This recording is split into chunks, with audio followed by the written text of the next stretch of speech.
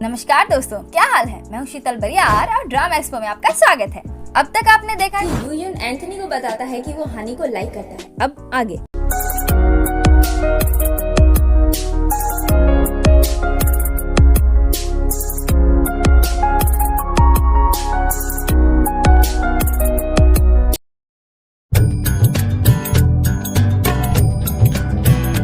इसी बात को लेकर टशन चल रही होती है कि तभी अंदर से चिल्लाने की आवाज आती है। अंदर सारी चीजें बिखरी पड़ी हुई थी और इसी वजह से दोनों हानी चिल्लाई थी कि शायद किसी ने घर पर डाका डाल दिया। जब ये दोनों अंदर आते हैं तो फिर से झगड़ने लगते हैं इस बात पर कि मैं ग्रेट हूँ, नहीं मैं तुमसे ज्यादा ग्रेट हूँ, मैं चोर को पकड़ कर लाऊंगा, नहीं मैं चोर को पकड़ कर लाऊंगा। और उनकी बातों से इरिटेट होकर पास हानी उन दोनों को जोर से डांटती है। तभी अचानक से लाइट चली जाती है और किसी औरत की हंसने की आवाज आती है। एक बार फिर से खिड़की पर किसी औरत का साया नजर आता है और चारों जोर से चिल्लाते हैं। प्रेजेंट हानी बोलती है जरूर कोई बिल्ली होगी। लहसुन की माला और क्रॉस लेकर चलो बाहर देख कर आते हैं। यूयन और मस्सा मैन, जिनकी डर के मारे फटके 4 हो गई है, बोलते हैं कि अगर बिल्ली है तो ये सब ले जाने की क्या जरूरत। प्रेजेंट हानी बोलती है वेल ये खाली हाथ जाने से तो अच्छा ही है। फिर ये दोनों रियलाइज करते हैं कि ये दोनों अभी तक एक दूसरे में चिपके हुए ही है।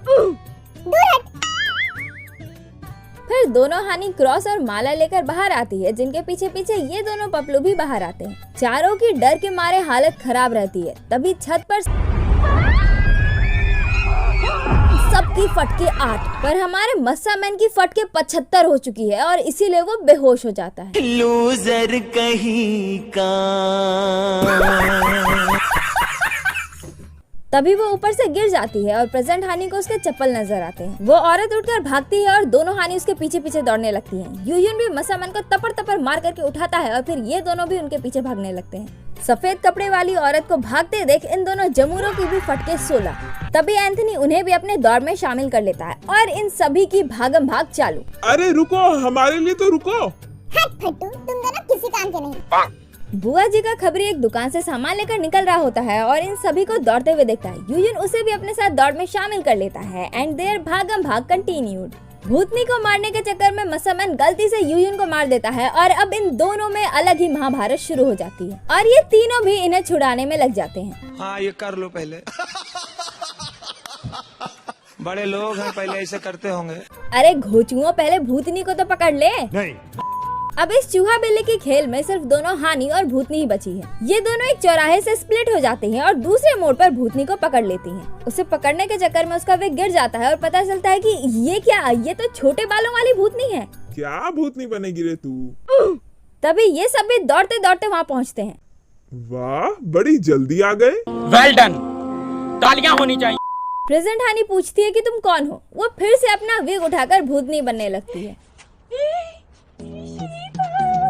प्रेजेंट हानी उसके सिर पर एक टपली मारकर बोलती है चुप बे नौटंकी, कौन है तू। फिर पता चलता है कि ये तो हानी के ही लैंडलेडी की बेटी निकली। मतलब कि हानी ने जिनसे घर खरीदा था ये उसी की बेटी है। लैंडलेडी उनसे माफी मांगती है और वो नौटंकी बताती है कि वो इस जगह को अपना स्टूडियो बनाना चाहती थी, पर उसकी माँ हमेशा इस जगह को रेंट पर लगा देती थी, इसलिए वो भूतनी बनकर सबको डरा कर भगाने लगी। उसकी माँ भी उसके सिर पर एक टपली मारकर उसे डांटने लगती है। फिर अपने सफाई में बोलती है कि उसे अपनी बेटी के करतूतों के बारे में कुछ नहीं पता था, वरना वो तांत्रिक एंड ऑल में इतना पैसा भी खर्च नहीं करती। पास हानी बोलती है ओहो, तो आपको पहले से ही इस जगह के भूतिया केसेस के बारे में पता था, पर फिर भी आपने हमें कुछ नहीं बताया। प्रेजेंट हानी बोलती है तो अब समझ में आया कि इस जगह का रेंट इतना कम क्यों था। फिर इसी बात का फायदा उठाते हुए ये दोनों घर का रेंट और भी कम करवा लेती हैं।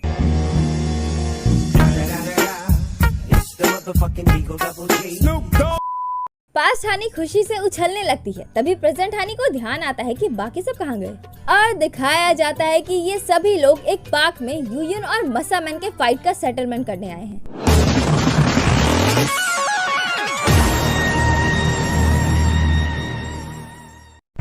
अपने मेन फाइटर्स मैदान में आ चुके हैं और उनके ये सपोर्टर्स साइड में खड़े होकर शो का मजा ले रहे हैं। ये दोनों अपने बातों से ही एक दूसरे पर प्रहार करते हैं। मस्सा मैन अपने स्कूल बुली होने वाले बात पर दिखावा करता है तो उसके जवाब में यूयन अपना ब्रह्मास्त्र अपने लाइसेंस निकाल लेता है। इस जनाब ने तो ताइक्वांडो, जूडो, केंडो और तो और जिu-जित्सु की भी ट्रेनिंग ले रखी है। Such a great person he is. वहीं थोड़ी इतने सारे लाइसेंस जमा कर रखे हैं। मस्सा मैन बोलता है फिर तो फाइटिंग उतनी भी बोरिंग नहीं होगी। जमुरो, कोई भी हमारे बीच नहीं आएगा। दोनों अपने अपने स्वेटर उतारकर लड़ने के लिए तैयार। तभी खबरी पूछता है कि वैसे ये लड़ाई हो किस वजह से रही है। हाँ यार, ये तो हमने सोचा ही नहीं।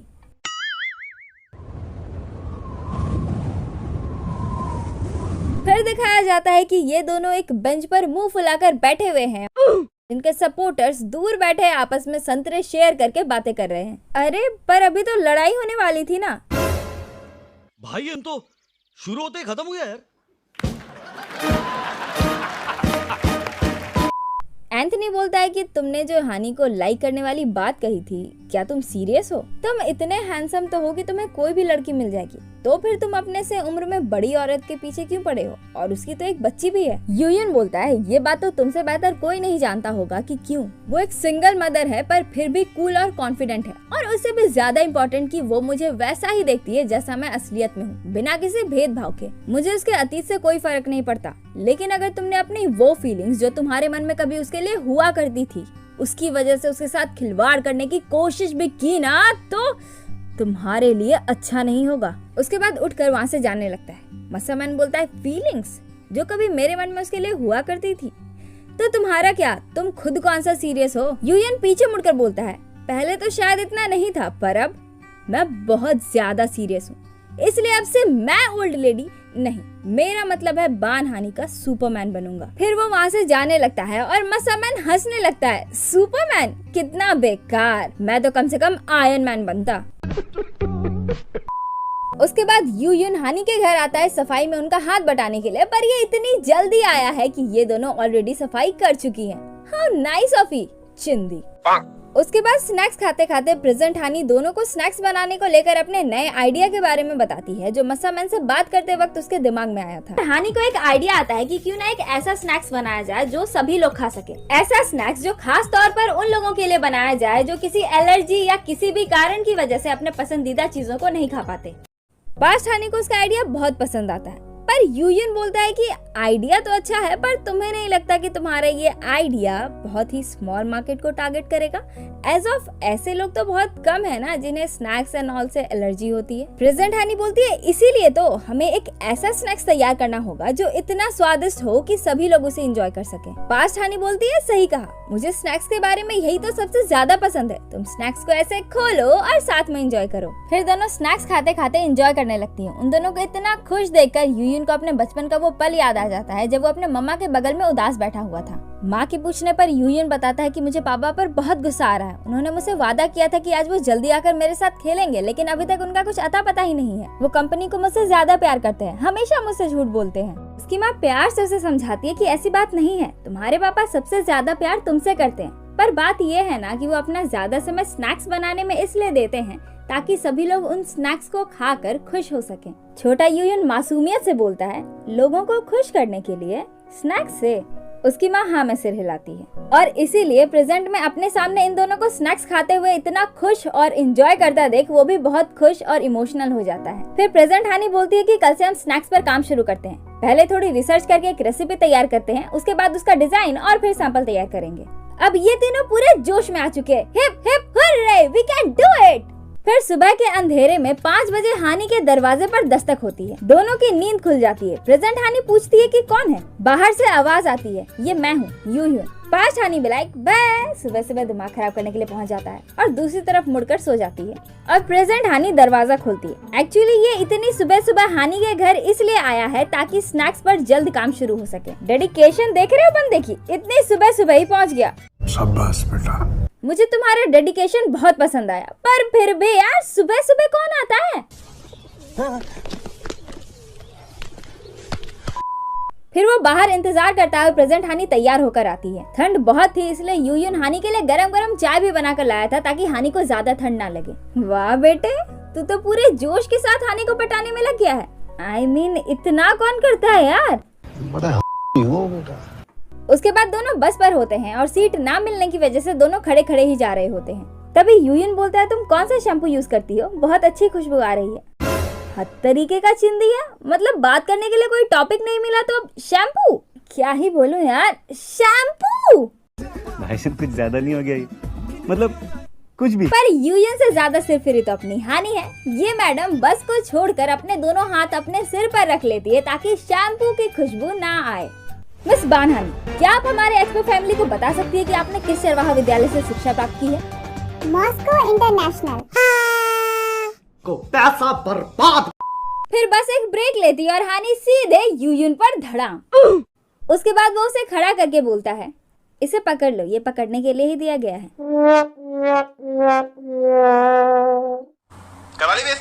Harmanım, baba nerede çarşafım? Gördüğüm bu paketler benim dermanım. Hoppa.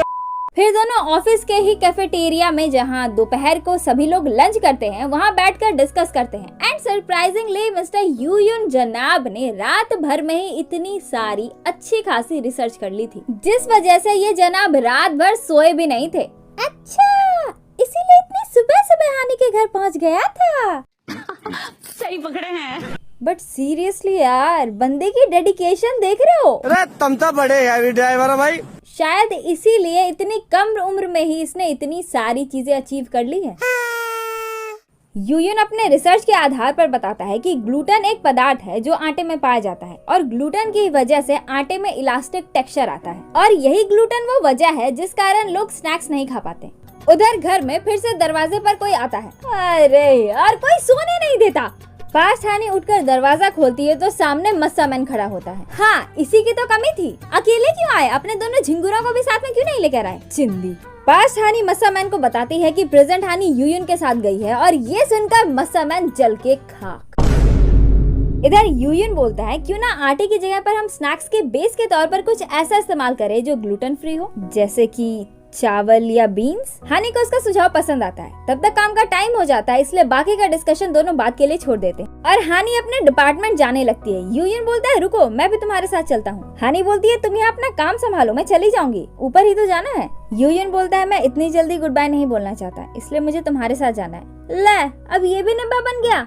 मैं निब्बा, मैं निब्बा, मैं निब्बा। छोटा सा केटीएम चलाता हूँ। उसके बाद दोनों लिफ्ट से ऊपर जाने लगते हैं। लिफ्ट में बहुत भीड़ होती है। यूयुन उसके साथ और टाइम स्पेंड करने के लिए काम के बाद मिलने का अलग अलग प्रपोजल दे रहा था, जैसे कि आज साथ में लंच करते हैं, काम के बाद दोनों साथ में घर जाते हैं एंड ब्ला ब्ला ब्ला। और हानी कोई ना कोई बहाना बनाकर उसके हर एक प्रपोजल को मना करती जा रही थी। तभी हानी के डिपार्टमेंट का फ्लोर आ जाता है और वो चली जाती है। लिफ्ट के बाकी सब लोग भी चले जाते हैं और यूयुन वापस अपने फ्लोर लौटने के लिए लिफ्ट में अंदर आता है।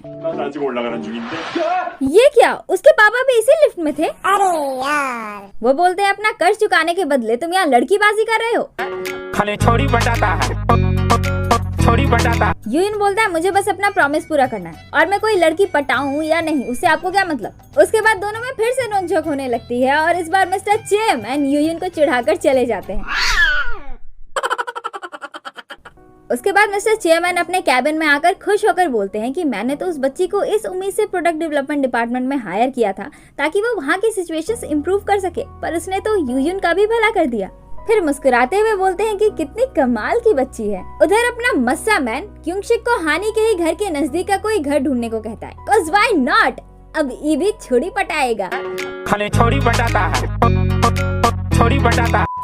तभी जुंगमन दौड़ता हुआ वहाँ आता है और बताता है कि उनके वॉलंटियर वर्क वाले इवेंट ने धूम मचा दिया है। एक लोकल गवर्नमेंट के पीआर टीम का ऑफर आया है कि वो लोग एंथनी को उनका एम्बेसडर बनाना चाहते हैं। एंथनी पूछता है कि किस लोकल गवर्नमेंट ने ऑफर दिया है। जुंगमन बोलता है कि तुम्हारे पुराने घर साइड जहाँ तुम्हारा हाई स्कूल होशु हाई भी है। तभी अचानक से पास हानी चेयर से सरकती हुई आती है और बोलती है, होशु हाई स्कूल, मैं उस जगह को जानती हूँ। उसे देखकर जुंगमन हैरान हो जाता है, ये यहाँ क्या कर रही है? मस्सा मैन बोलता है कि इसने कहा कि तुमने इसे कोई ऑफर दिया है, इसलिए मैं इसे यहाँ ले आया।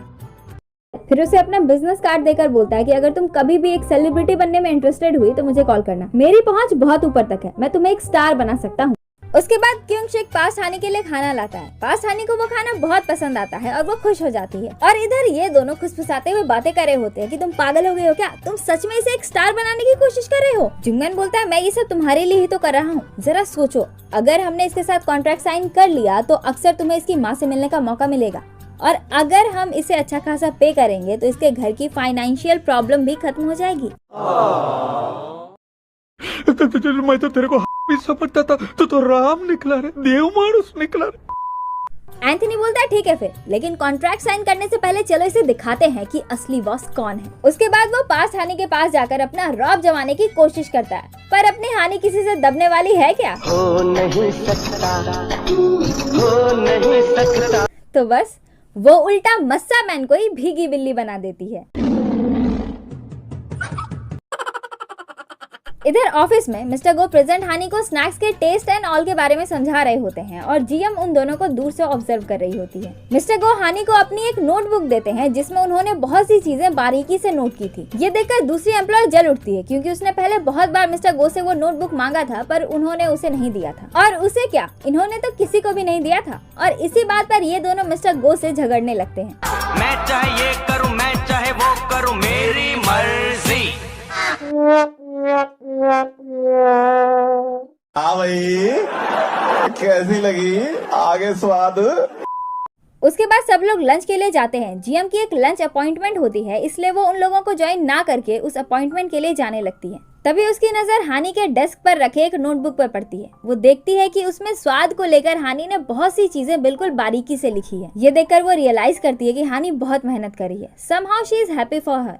तभी अचानक से उसके पेट में फिर से दर्द होना शुरू हो जाता है। वो डोयुन को कॉल करती है। उसके बाद दोनों चेकअप के लिए हॉस्पिटल जाते हैं। जीएम को डर लग रहा था कि कहीं उसके फाइब्रॉइड का साइज बढ़ तो नहीं गया, कहीं इसी वजह से उसके पेट में दर्द तो नहीं हो रहा। अब इससे पहले कि आप मुझसे पूछे, मैं बता दूं कि फाइब्रॉइड एक तरह का ट्यूमर होता है जो यूटेरस में डेवलप होता है। ओके, अब आगे बढ़ते हैं। डॉक्टर बोलती है कि फाइब्रॉइड का साइज नहीं बढ़ा है, एवरीथिंग इज फाइन। फिर एक फोटो देते हुए बोलती है, कांग्रेचुलेशंस, आप 6 वीक प्रेग्नेंट हो। मतलब कि जीएम 6 सप्ताह से प्रेग्नेंट है। जीएम को तो विश्वास ही नहीं होता कि वो सच में प्रेग्नेंट है। वो फोटो जीएम की अल्ट्रासाउंड की पिक होती है।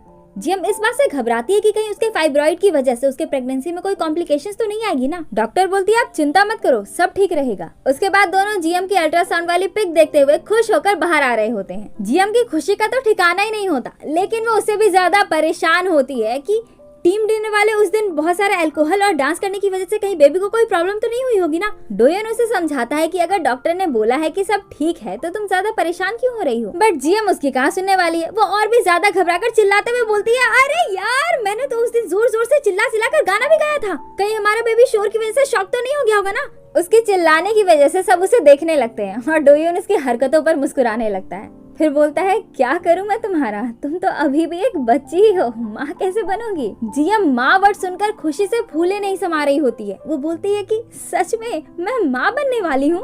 फिर पास्ट का एक मोमेंट दिखाया जाता है जहाँ जीएम पास्ट हानि को बताती है कि मैं एक अच्छी माँ बनना चाहती हूँ, मैं अपने बच्चों के लिए लंच पैक करना चाहती हूँ, उनके स्कूल से आने के बाद उनसे दिन भर की सारी चीजें जानना चाहती हूँ, बारिश में छाता लेकर उनका इंतजार करना चाहती हूँ। मैं एक ऐसी माँ बनना चाहती हूँ जो हर कदम पर अपने बच्चे के साथ रहे, ताकि वो मेरी तरह माँ ना होने की वजह से अकेलापन महसूस ना करे। प्रेजेंट में फाइनली ये खुशी मिलने के बाद वो कुछ ज्यादा ही खुश और इमोशनल हो जाती है। उधर बुआ जी एक आदमी से डिस्कस कर रही होती है। वो बता रहा होता है कि मिस्टर चेयरमैन कंपनी के पूरे शेयर का 24% ओन करते हैं और उनके साथ वालों का मिलाकर 62% होता है।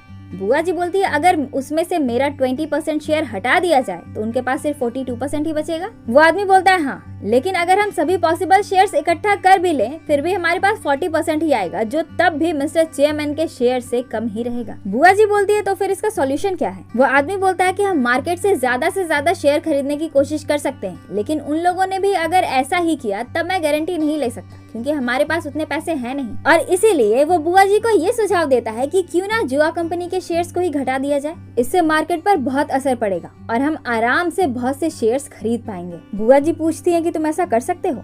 वो आदमी बोलता है, मैं तो नहीं, पर अगर कंपनी के साथ कुछ बुरा हो जाए तो स्टॉक मार्केट पर इसका बहुत असर पड़ेगा।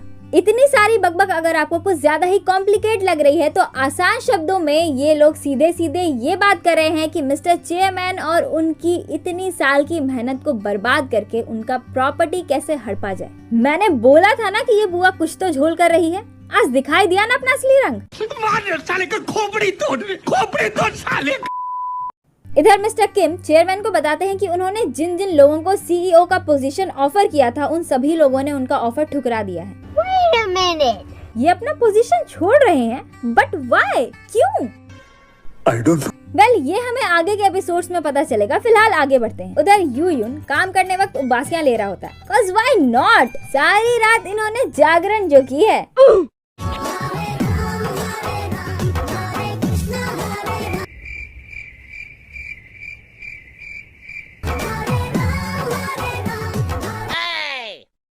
इसी वजह से दोनों शेफ उस पर नाराज हो रही होती है कि वो काम के वक्त हाफिया ले रहा है। तभी बुआ जी का खबरी चेसियोंग सुक वहाँ आता है और बोलता है कि कंपनी के क्रेडिट कार्ड को ज्यादा यूज करने की वजह से मेरा डिमोशन कर दिया गया है और अब मैं इस कैफेटेरिया का मैनेजमेंट करूंगा। But my friend, don't be fool, this is not true. असली सच्चाई तो ये है कि बुआ जी ने ही इसे इस डिपार्टमेंट में शिफ्ट किया है ताकि ये यूयन पर और भी ज्यादा अच्छे से नजर रख सके। इधर हानि के डिपार्टमेंट के ये दोनों और हानि सुपरमार्केट में सर्वे के लिए आते हैं, पर हानि तो यहाँ है ही नहीं, कहाँ गई?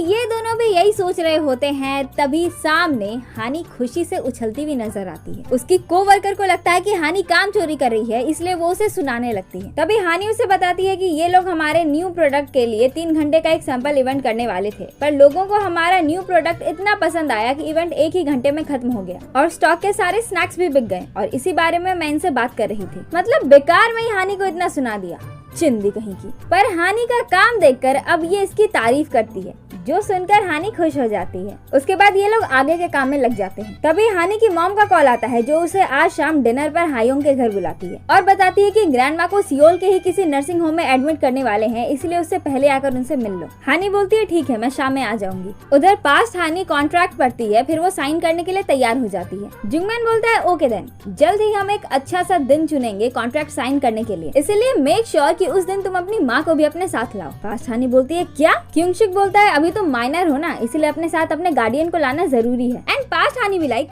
अरे यार अब क्या करूं, अगर हानि को बता दिया तब तो वो बैंड बजा देगी। इधर काम के बहाने ये दोनों कोपची में चिपका चिपकी कर रहे होते हैं। ओ तेरी, ऑफिस में ये दोनों कितना झगड़ते हैं, वहाँ तो किसी को पता तक नहीं चलने दिया कि ये दोनों कपल्स हैं, और अभी तो देखो जरा।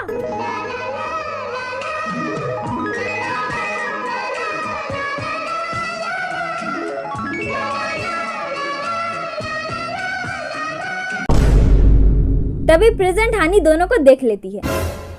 हानि दोनों को टीज करने के लिए अपनी आंखें बंद करके वहाँ से भागने लगती है। उसकी कोवर्कर भी उसके पीछे पीछे दौड़ती है और उससे रिक्वेस्ट करती है कि ये बात प्लीज ऑफिस में किसी को मत बताना, क्योंकि अगर सभी को पता चल गया तो वो सभी लोग हमें चिढ़ाने लगेंगे। हानि बोलती है तुम परेशान मत हो, मैं किसी को नहीं बताऊंगी। ये सुनकर उसकी कोवर्कर बहुत खुश हो जाती है और बोलती है कि तुम जो बोलोगी मैं वो सब करूंगी तुम्हारे लिए। उसके बाद वो लोग फिर से अपने काम में लग जाते हैं। हानि को वहाँ टोफू दिखता है। टोफू एक ग्लूटेन फ्री प्रोडक्ट है, इसीलिए वो यूयन को कॉल करके बताती है कि अगर हम अपने इंग्रेडिएंट के लिए टोफू को एज अ बेस यूज करें तो कैसा रहेगा। यूयन बोलता है आइडिया तो बहुत अच्छा है, चलो आज काम के बाद हम ये ट्राई करते हैं। हानि बोलती है आज नहीं, आज मैं बिजी हूँ, कल कोशिश करते हैं। यूयन बोलता है ओके देन, कल ही करते हैं। उसके बाद कॉल कट जाता है और ये खबरी बॉय अभी भी अपनी नजर इसी पर गड़ाए हुए है। तभी डोयुन का कॉल आता है और वो उसे डिनर के लिए बुलाता है। रेस्टोरेंट में खाते खाते वो यूयन को अपने पापा बनने वाली बात बताता है। ये सुनकर यूयन बहुत खुश हो जाता है, अरे वाह मैं अंकल बनने वाला हूँ ये। इधर हानि भी डिनर पर हायोंग के घर आई होती है। पास्ट हानि नहीं आई।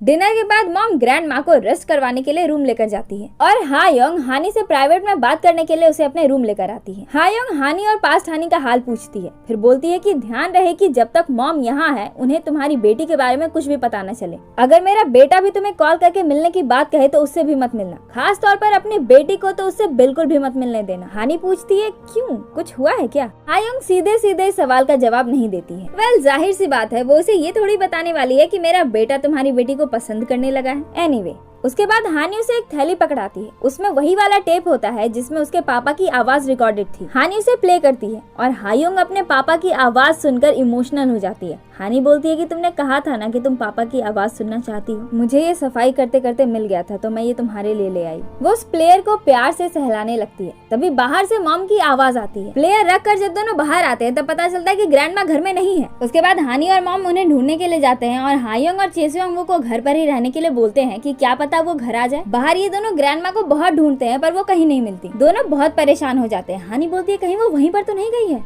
उसके बाद दिखाया जाता है कि ग्रैंडमा उसी जगह पर खड़ी है जहां 20 साल पहले हानि को बचाने के चक्कर में उसकी पापा की मौत हो गई थी। ग्रैंडमा रोड क्रॉस करने ही वाली होती है कि तभी हानि आकर उन्हें रोकने लगती है। ग्रैंडमा बार बार यही बोल रही होती है कि मुझे अपनी हानि को बचाना है। गीते मैं अपनी हानि को हर हाल में बचा कर रहूंगी। वैसे गीते हानि के पापा का नाम है। Okay let's continue.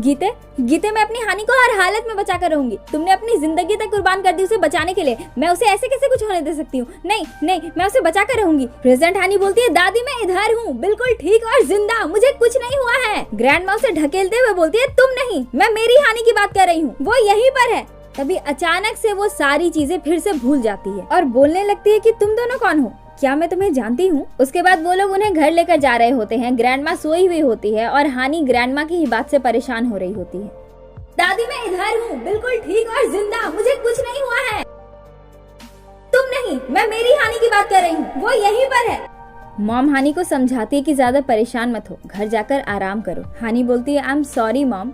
मॉम बोलती है वो तुम्हारी गलती नहीं थी। हानि बोलती है लेकिन फिर भी मेरी वजह से आप लोगों ने कितना कुछ सहा, पर अब मैं अपनी जिंदगी अच्छे से जीऊंगी। अब मैं किसी भी सिचुएशन से छिपू या भागूंगी नहीं, उसका डटकर सामना करूंगी, क्योंकि अगर मैं अभी जिंदा हूँ तो सिर्फ पापा की वजह से। इसलिए अब से आपको मेरी इतनी फिक्र करने की कोई जरूरत नहीं, आप बिल्कुल निश्चिंत हो जाइए। इधर पास्ट हानि सोच रही होती है कि प्रेजेंट हानि को कॉन्ट्रैक्ट के लिए कैसे मनाया जाए। तभी प्रेजेंट हानि घर लौटती है। पास्ट हानि झट से पेपर छुपा देती है। प्रेजेंट हानि उसे सारी बात बताती है अबाउट टोफू एंड ग्रैंडमा की सिचुएशन एंड ऑल। पास्ट हानि उदास हो जाती है कि उनकी सिचुएशन इतनी खराब हो गई कि उन्हें अब एडमिट करना पड़ेगा। फिर पूछती है कि क्या मैं उनसे मिल सकती हूँ। प्रेजेंट हानि उसे साफ साफ मना कर देती है। उसके बाद दूसरे दिन ये तीनों नमूने हमारे मस्सा मैन का एम्बेसडर वाला कॉन्ट्रैक्ट साइन करवाने के लिए आते हैं। अंदर एक आदमी बोलता है कि मैंने हाल ही में एक डॉग अडॉप्ट किया है, वो बिल्कुल एंथनी की तरह दिखता है, इसलिए मैंने उसका नाम भी एंथनी के ही नाम पर रखा है, थोनी।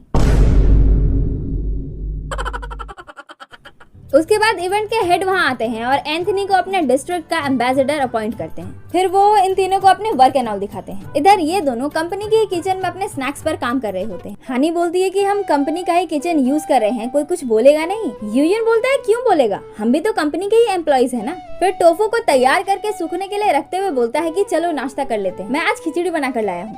यूयन के द्वारा हानि का इतना ख्याल रखना उसे थोड़ा ऑकवर्ड लग रहा था और इसीलिए वो यूयन को बोलती है कि तुम मेरे लिए इतना कुछ कर रहे हो, I am really grateful, but please ये सब मत करो, ये मेरे लिए अनकंफर्टेबल है। यूयन बोलता है इसीलिए तो मैं कर रहा हूँ, तभी तो तुम्हारे दिमाग में मैं रहूंगा। ओ मागो, एक ही एपिसोड में 2 बार तो डला, वाह बेटा तू तो बहुत तरक्की कर रहा है, जलवा है हमारा। हानि ऑकवर्डनेस को दूर करने के लिए चम्मच ढूंढने लगती है। तभी यूयन चम्मच को उसके हाथ में देते हुए बोलता है अभी के लिए मैं बस इतना ही चाहता हूँ कि तुम मेरे बारे में सोचती रहो कि किस तरह मैं हमेशा तुम्हारे आसपास रहता हूँ। अरे वाह, ये बंदा तो सीधा सिक्सर मार रहा है। बेटे मौज कर दी, मौज कर दी, वाह बेटे मौज कर दी, हम तो बड़े हैवी ड्राइवर भाई। उधर हायोंग और मॉम बाहर जाते हैं और पास्ट हानि चुपके से ग्रैंडमा को देखने के लिए अंदर घुस जाती है। ग्रैंडमा सो रही होती है और हानि उनकी हालत देखकर उदास हो जाती है। तभी मॉम और हायोंग फिर से लौटते हैं क्योंकि वो कुछ भूल गए थे। पास्ट हानि डर से दरवाजे के पास चली जाती है, बट फॉर्चुनेटली वो दोनों अंदर नहीं आते हैं, सामान लेकर फिर से बाहर चले जाते हैं और पास्ट हानि की सांस में सांस आती है। फिर वो पीछे मुड़ती है तो ये क्या, ग्रैंडमा तो जाग चुकी है।